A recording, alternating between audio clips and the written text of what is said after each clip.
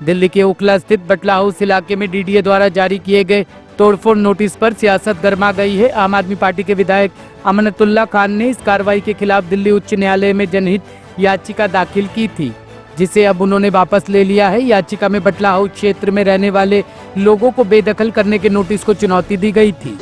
देखिए, पीआईएल में 3 दिन का जो है आज जो है डिवीजन बेंच ने टाइम दिया है। जो भी लोग हैं जिनके यहाँ नोटिस लगे हैं, जो इफेक्टेड पार्टीज हैं, वो 3 दिन के अंदर सारे के सारे जो है अपनी जो है वो रिट फाइल कर सकते हैं इंडिविजुअल।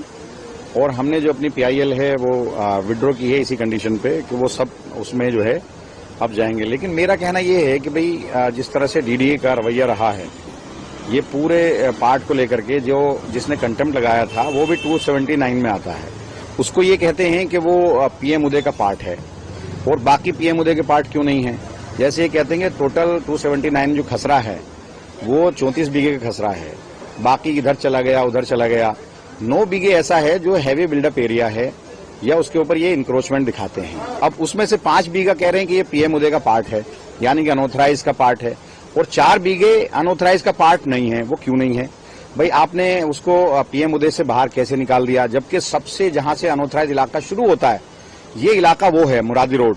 उसके बिल्कुल बराबर में जो है मेन बटला हाउस है। मुरादी रोड जो है ऑथराइज में आता है। मुरादी रोड के बिल्कुल जहां से स्टार्टिंग होती है वहां से अनऑथराइज शुरू होता है और तकरीबन 71 से 71, 72, 73, 80, 80 से 70 के बाद से लोग वहां रह रहे हैं। 50 साल 54 साल वहां लोगों को हो गए। आपने अचानक उसको अनऑथराइज से अलग कर दिया, अचानक जो है आपने पीएम उदय से अलग कर दिया। मेरी ये समझ में आता है जो जीएनसीटी एक्ट है, जीएनसीटी एक्ट में 2014 से लेकर 2026 तक वो एरिया तो वहीं था, वो उसमें कवर्ड क्यों नहीं होता? तो ये जिस तरह से डीडीए इस पूरे इलाके को डेमोलिशन करना चाहती है वो मेरी समझ से बाहर है। रेखा गुप्ता जी कह रही है कोर्ट का ऑर्डर है, लेकिन उनके वकील आकर के यहाँ तोड़ने की बातें करते हैं, यहाँ मुखालफत करते हैं।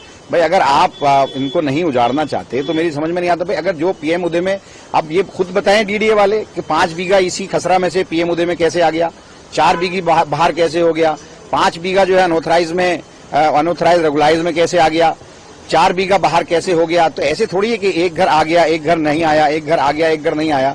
तो ये जिस तरह से इन लोगों ने डिमार्केशन की है वो बिल्कुल ठीक नहीं है। और हम लोग इसीलिए मैंने विड्रॉ किया है कि मैं सुप्रीम कोर्ट के अंदर इसके डिमार्केशन को चैलेंज करूंगा और किस तरह से इन लोगों ने पीएम उदय में कुछ एरिया को रखा है 279 के, कुछ एरिया को नहीं रखा, ये मैं चैलेंज करूंगा। 27 जो जीएनसीटी एक्ट है 2014 से 2026 तक पार्लियामेंट का एक्ट है, उससे इसको बाहर कैसे किया, अनऑथराइज का वो पार्ट है उससे कैसे बाहर किया। क्योंकि मैं वहां एमएलए हूं और हमेशा से मैं उस इलाके को डेवलप करता रहा हूं, एमएलए लेड फंड से भी, अनऑथराइज कॉलोनी के पार्ट पैसे से भी, और मैं उसको हमेशा करता रहा हूं। तो ये गलत है और ये बिल्कुल पूरी तरह से बटला हाउस को तोड़ना चाहते हैं और इसके पीछे डीडीए और बीजेपी की हुकूमत पूरी तरह से लगी हुई है। डीडीए की तरफ से कहा गया कि सुप्रीम कोर्ट का जो आदेश है उसको कंप्लाई कर रहे हैं और इसीलिए नोटिस जो है वो लगाया गया है। सुप्रीम कोर्ट और 15 दिन का समय भी जो नोटिस। भाई आप ये बताइए, हम लोग सुप्रीम कोर्ट गए इस नोटिस को लेकर के, जो लोग हैं वो सुप्रीम कोर्ट गए। सुप्रीम कोर्ट ने वैकेशन बेंच ने इसको जो है खुद जो है लगाया है। उसके अंदर जो इसके अंदर बेंच सुन रही है, रेगुलर बेंच के अंदर लगाया जो 15 जुलाई तक है। तो उसको ये सब्र नहीं हो रहा इन लोगों से, तोड़ने पे लगे हुए हैं। भाई ये लोग एक आशियाना बनाने में जमाना लगता है। जिन लोगों के घर वो टूटने वाले हैं, जो बर्बाद हो रहे हैं, उनसे पूछिए ना, उनकी तकलीफ को जानिए। और जो लोग 70 से रह रहा है, अचानक आप उसको कहते हो कि आप अनऑथराइज का पार्ट नहीं हो, अचानक आप उसको कहते हो कि आप पीएम उदय का पार्ट नहीं हो। कुछ एक घर पीएम उदय का पार्ट है, वही आदमी जिसने कंटेम्प्ट लगाई मतलूब, वो भी 279 के अंदर आता है, लेकिन उसका घर पीएम उदय में है, उसको बचा दिया, उस पर नोटिस नहीं लगाया। क्यों? क्योंकि वो इनसे मिलकर के उसने सेटिंग करके उसने जो कंटेम्प्ट लगाई थी, जिसका ये उसको फैज दे रहे हैं, फायदा दे रही है बीजेपी। अच्छा, स्टे है या देखिए 3 दिन का टाइम दिया है कि 3 दिन तक वो पूछ रहे थे उससे कि भाई आप ये इंश्योरेंस तो दे के जाओ कि 3 दिन तक आप डेमोलिशन नहीं करोगे। तो डीडीए की जो वकील है वो 3 दिन भी नहीं दे रही थी। वहां आपने भी सुना, वहां सारे लोग थे, वो 3 दिन देने को तैयार नहीं, उनका तो बस नहीं चल रहा, नहीं तो रातों रात तोड़ दें। अब तो डिवीजन बेंच ने कहा है कि 3 वर्किंग डेज में सारे लोग, जो लोग भी इफेक्टेड हैं, जिनके यहाँ नोटिस लगे हैं, वो किसी भी कोर्ट में आ सकते हैं, उनको आजादी है।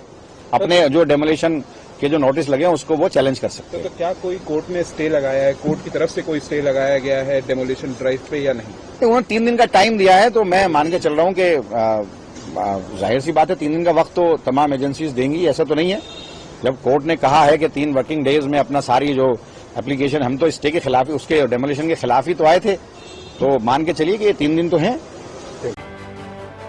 ब्यूरो रिपोर्ट टीम मानस न्यूज।